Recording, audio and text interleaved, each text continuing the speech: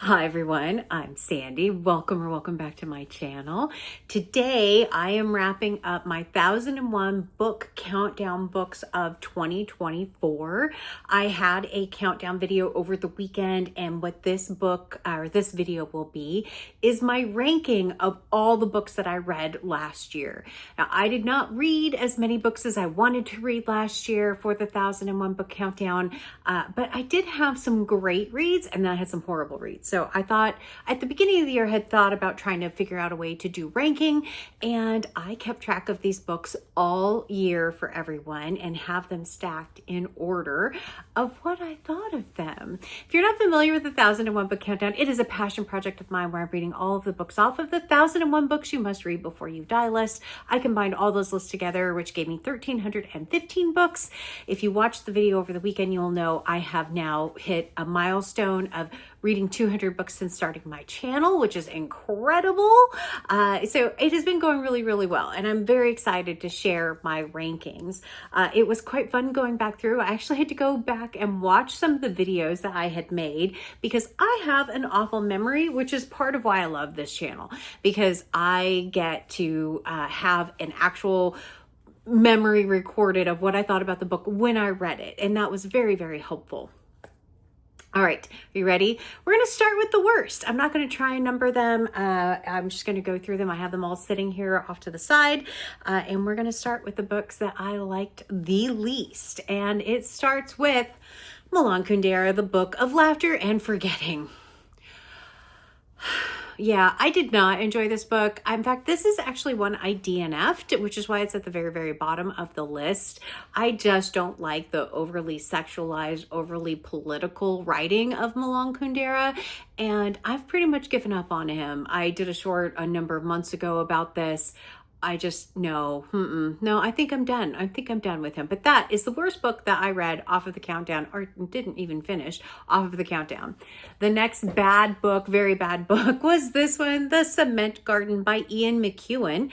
There was a great quote about this book: "I like more plot and less incest." And that is incredibly true with this book. It was just right from the get-go. I was so mad that I kept reading this book. It was absolutely horrendous. I wish I could scrub it from my brain. I did not like this book at all. And yeah, I could not get past the first couple of chapters. All right, then we have Waiting for Barbarians by J.M. Coetzee. I am not a huge fan of this author. I've struggled with this author for a while. This one, it wasn't as bad as some others, but it just wasn't good either. And yeah, I'm over this one as well. I think these books are all going to go in the donate pile, by the way. The next one, next bad book that I had read is this one, The Flamethrowers, my goodness, by Rachel Kushner. Chaotic, all over the place, didn't connect with the main characters, didn't like it. Yeah, pretty much bad book. All right, now we're kind of heading into some of the books that are kind of in the 3-star-ish range, and they were either okay or I didn't get the premise behind them. So I have a slew of these, or kind of 2-3-star range now. So the first one is Invisible Cities by Italo Calvino. This is one that I said I don't feel like I'm smart enough to read. I felt like I needed to have a literature class just about this book with all of the different references that are in it. It was a tough one. My favorite Italo Calvino still ends up being, ends up being, oh, now I can't remember the name of it. I guess it's not really my favorite. Yeah, so not my favorite Italo Calvino. It's going to bug me. Castle of Cross Destinies, that's the name of it. Thank you. My goodness. Who am I saying thank you to? Anyway, not my favorite. All right, this next book was a book club pick for the 1001 book club, and it was a disappointment. It was this one, Love's Work by Julian Rose. Very disconnected memoir, didn't connect to the main character at all. Yeah, just wasn't very successful for me. And unfortunately, we have another one that was a book club pick that was also not the best book, and that was Hideous Kinky by Esther Freud. Again, kind of a memoir-y book, but fiction in this case. The other one was nonfiction. This one, the mother takes the daughter away, and it's largely narrated by a young girl, and I didn't like the young girl very much, and so I struggled with that one. Another book club pick, kind of in there along the lines again of being very complicated and I didn't really understand it, was Anagrams by Lori Moore. Hopefully the book club picks we have for 2025 are a bit better, because some of these were just not that great this year. But yeah, this was just in my video over the weekend, so yeah, I'm not going to talk too much about it, but it was not a huge favorite. Okay, now we have The Sorrows of Young Werther by Goethe. This was an epistolary novel, which for me, I'm not a huge fan of epistolary novels. That's why it's at the kind of the bottom of the list here. And there's something I can't quite get as connected to the characters when it's an epistolary novel. So yeah, that one's not fantastic. All right. And I'm throwing books everywhere, by the way. We have The Good Soldier by Ford Madox Ford as the next one. He was slowly going up and getting a little bit better and a little bit better. This is an example of an unreliable narrator that's not necessarily done that well. Part of my problem is I read this right after reading one that had an exceptional unreliable narrator. So for me, this one fell short because of that. Yeah, I was disappointed because I really wanted to love this one. It's one of the few titles that I had heard quite a bit about. I had really heard quite a bit about, or I had heard the title, I guess is more appropriately the way to say that. But Ford Madox Ford, The Good Soldier. All right. And then we have Kurt Vonnegut's God Bless You, Mr. Rosewater. Yeah, not my favorite Vonnegut. I really wanted this to be a better novel. It ended up being more about like a Rosewater Foundation and some other stuff rather than being like Slaughterhouse-Five was, which was one of my favorite reads of the year. Yeah, just very disappointing, Kurt Vonnegut. Okay, next book, we're starting to kind of transition into a little bit better, higher end of the 3-star reads that I had in the year. And the first one is this one, A Short History of Tractors in Ukrainian. Oh my gosh. And this particular book, the parts that I loved about this was the kind of like the love interest of the father who was just so inappropriate. But the part that hit me with this particular book is it had to do a lot with loneliness and aging, and I connected with that as I have parents who are in this situation, and how when you're lonely you can end up doing a lot of things that maybe aren't the best. And it just really hit me a little hard because of that, but I did like it still. Yeah, I did still like it. Okay, the next book is one of the biggest books on the list, which was The Good Soldier Fiek. This is a monster. I think it's still in the 3-star range in my Goodreads again, and primarily because of its length. There are there's multiple sections in this book. It largely follows the soldier Fiek, and he is a disaster. Sometimes he's very funny, and sometimes he's just very repetitive, and that's the part where it lost me, is the overall repetitiveness of this book. Once I read through the first part, I was pretty much done reading it after that. So yeah, The Good Soldier Fiek, especially for as big as it is, I needed a little bit more from it. We have 2 more book club picks coming up. The first one is The Life and Death of Harriet Frene. It was in my video this weekend. It is still kind of in that 3-star. Both loved and didn't love that it was so short. I wanted to know her a bit more, and at times I thought that it was appropriate. So it's a tough one. This is a harder one. This was also my official 200 book that I read off of the countdown. So yay for that. And the next one is The Waves by Virginia Woolf. Virginia Woolf has not been my favorite author. I struggle with her. I struggle with stream of consciousness in general, and that is largely what this is. There are multiple characters in this that kind of connect throughout. The waves are always kind of there and helping to kind of give some continuity, I guess, across the different pieces. But yeah, stream of consciousness and we're not going to be friends. We're just not going to be friends. And unfortunately, the waves did not change it. But it was an enjoyable read. I mean, I'm glad I read it for the book club. I think it's one that has a lot of value to it. Just like with To the Lighthouse, there were parts of it that I adored.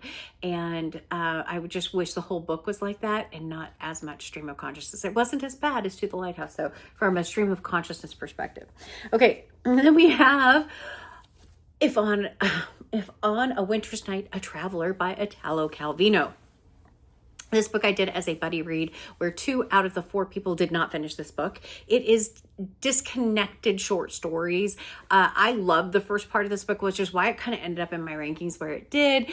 I liked the first parts, and I like the sections in between each of the stories, and I kind of felt like I was getting why the author was doing what they were doing. And so that's why it's kind of so high up. Is it stuck with me? It stuck with me as far as like the mechanism that it had. I'd still say Castle of Procrastinations is my favorite Calvino, but this one I got a lot out of this one, even though it wasn't a successful group read necessarily. And now we're kind of in the getting into a little bit higher 3-star. I'm still not quite in the 4-star. I'm very stingy with 4-star. I'm very stingy with 5-star. So it's going to take a little bit to get to those. But we have this one, The Prime of Miss Jean Brodie by Muriel Spark. Short little book again. Confusing, out of order story. Lots of symbolism. Just kind of okay. All right. And then we have this one, Cutter and Bone by Newton Thornburg. I thought this was going to be a different book. I thought this was going to be a buddy detective novel, and it wasn't that. But there was some fun in it, and this poor copy is just brutal here. It's been destroyed pretty much. But there was some interesting characters in it and some surprising pieces of this book, which is why I ended up higher on the list than some of the others that I had read. All right, we're getting into the really good books, the top of the best of the best for this year, what I ended up reading. There are some amazing books in this part. We have The Princess of Cleves by Madame de Lafayette. This particular book was I believe one of the book club picks. I think so. And it was one that was so full of court drama and just intrigue. And that's why I moved it up so high in the list, was because of that. So yeah, really interesting one. Probably one of the older books that I read this year. And then we have Howard's End by E.M. Forster. This is a recent read. It is a soap opera from kind of beginning to end. It has a lot of drama in it, but not the same kind of drama that something like A Passage to India has. This is very romantic kind of drama in this particular book, but it is one of my favorite Forsters. The more I think about it, the more I just am really liking this particular book. So yeah, that one's pretty high on the list, very much high on the rankings. We also have probably one of the most surprising books that I read this year, which was A House in the Uplands by Erskine Caldwell. I had never heard of this book, a very tiny little book, but the main character in this one, man, she just wanted to be accepted so much and to try to do so much to be accepted by her family, her husband, and it just was heartbreaking. It's just like, come on, wake up. Vile characters in this, absolutely horrendous kind of treatment of people in this.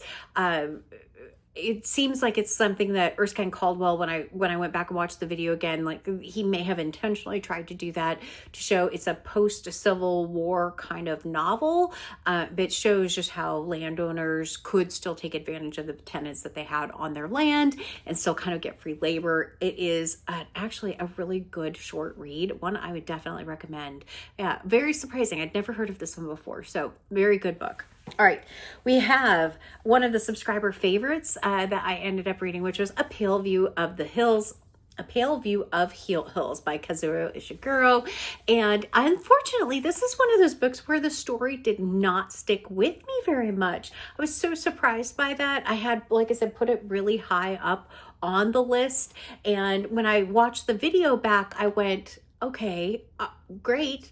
I don't remember as much. Yeah, it's kind of sad. I may have to reread this one at some point. This one I definitely will be keeping, but that one is pretty high up on the list. It's 4 stars, I believe, in my Goodreads for this one. All right, the next book we have is Rebecca West's The Return of the Soldier. I almost said The Lost Soldier. I don't know why I said that. This book is a short little novel, and it is very impactful. The writing in this book is beautiful. My only complaint that I had is I wanted more. I wanted more of the characters, more time spent with them, because I loved the writing so much. It is a lovely little book. What I wanted was the lead up before the soldier returned. That's what I missed. I wanted to know more of who they were before this hit, and I just missed with that. But it is a solid 4-star read. Absolutely delightful. Delightful. I'm not sure if delightful is the right word, but it was a very good read. Okay. The next book I actually don't have here. It was a library book when I read it, and it's The Summer Book by Tove Jansson. This particular book hit at kind of right at the right time. And it was all about a young girl and her grandmother spending the summer out on an island. And it was just so beautiful and peaceful and lovely. I'm not surprised that it's hitting the top of my rankings for this year, because I fell in love with that young girl and her relationship with her grandmother. Absolutely astounding book. All right. So we have I don't know what the next book after this is. Only kind of sci-fi book on the list really for this year, and that is Day of the Triffids by John Wyndham. This is another book that's really interesting. I do have it as a 4-star in my Goodreads. I went back and watched the video about it and went, oh, okay, yeah, now I remember what happened in it and remember why I put it so high. There is something that happens and people lose their sight. There's a gentleman who keeps his sight, and it's kind of like in that post-apocalyptic world of trying to figure out, okay, how do you maneuver through a lot of that? And it's very well done. I do like this one better than The Midwich Cuckoos. He's very weird though, isn't he, John Wyndham? Very strange. His writing is very strange, but I did like this one a lot. And we have the top 5. These are the top 5 now. Top 5. Number 5 is Slaughterhouse-Five by Kurt Vonnegut. This was a reread for me. It was a subscriber favorite read, and I can see why. I fell in love with Billy Pilgrim in this, and this is such a good example of an unreliable narrator, and the book just gives you such a good way of really feeling what it would be like to be disconnected from time. And I think this is going to have to be one that I reread on a fairly regular basis. I absolutely love Slaughterhouse-Five on my reread. Well worthy of the 5 spot on my rankings for this year. All right, number 4. It's also a fairly recent read, and that is Mill on the Floss by George Eliot. I love the family in this one. I think the children are a bit entitled and were really, just kind of not necessarily always making the right choices or doing the right things. But the ending of this book, I thought it was going in one way. Again, drama on this. Probably one of the most suspenseful and unexpected endings I have read in a recent book was in this one. I would say it's going to be right at the top, right in line with the top of my George Eliot reads. Though in fairness, I haven't really read a George Eliot that I've hated. So yeah, man, The Mill on the Floss. I just absolutely adored this particular book, mainly because I loved how it ended, because it was so unusual. So that was my number 4 spot. All right, my number 3 spot. Read this one months and months and months ago, and it is one that has stuck with me for sure, and it is Oscar and Lucinda by Peter Carey. This is not a small book. I read this more towards the beginning of the year, and I love these characters so much. And again, I loved it because of the unusual way it ended, and it wasn't quite the book that I thought it would be. And you really do get a lot of the 2 main characters, which I really adored. But there was something about his writing and how he presented these characters that I thought was truly, truly amazing. So it well deserves the number 3 spot on my rankings. All right, number 2. Number 2 has a bit of a challenge with it. Bit of a challenge. So when I was looking at what I had ranked, I have this ranked in Goodreads at 4.5, like very high. I don't remember it, which is very sad. I went back and watched the video again for it and saw how much I gushed over it. It brought back some memories, but not a lot about it. I did this as a buddy read with one of my friends, and I'm just kind of like, I know this is a great book and it's by one of my favorite authors, and why can I remember no details? It's the weirdest thing, but it is Daniel Deronda by George Eliot. So 2 George Eliots in the top 5. That's not a surprise too much because I do love George Eliot. This one has a couple of main characters, one whose name is Gwendolyn and one who's Daniel Deronda. You really get a lot of their stories, and that's where my ability to remember the part of the story really kind of stops. A lot of miscommunication from what I remember, really well written from what I remember, and I'm just devastated that I don't remember more details about this particular book, especially given how high I put it and how high I ranked it.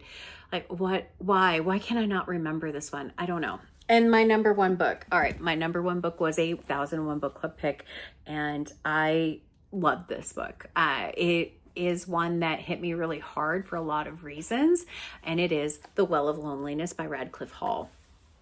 So this book, when it was originally published, was considered obscene.